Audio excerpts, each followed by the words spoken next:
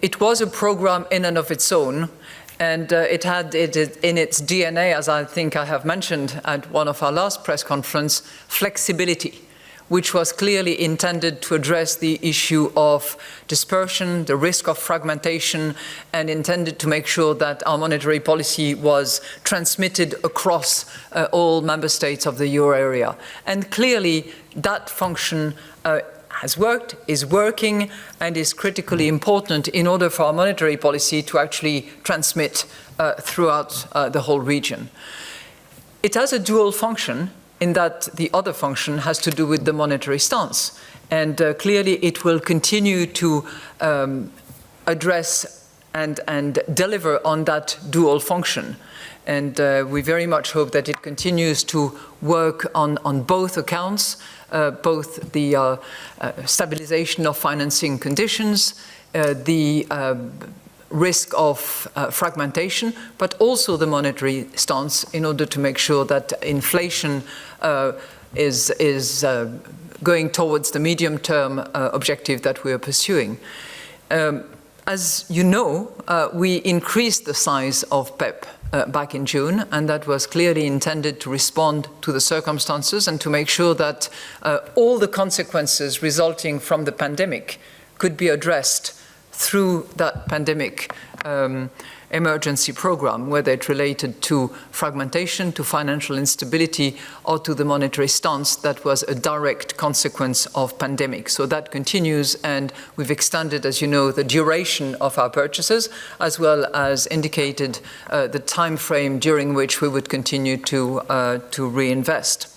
And we also indicated that all of that should not in any way predicate any obstacle to our delivery of monetary policy.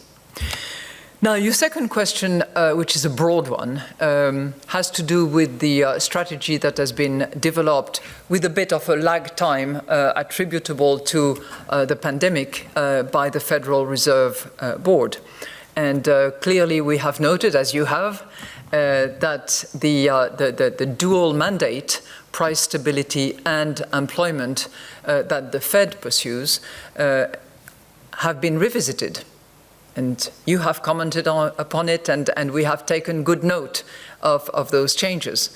As far as we at the ECB are concerned, we had started our strategy review. Just like the Fed, we pressed the pause button during the time of the highest level of the pandemic crisis, and we are about to resume. Actually, our next seminar, which will focus on inflation measurements, is due to be held on September 23rd.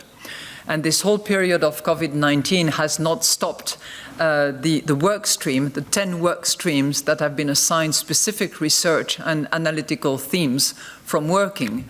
So we feel that we are up and about and ready to, as I said earlier on, turn every stone that will help us define our strategy in order to make sure that the ECB is fit for purpose and our monetary policy can deliver.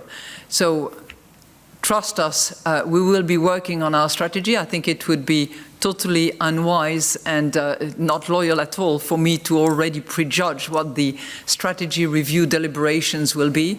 There's an enormous amount of work that is being done, but there will clearly be a focus on our definition of price stability. It's a cornerstone of any strategy of any central bank around the world, and we will be extremely attentive and focused on that.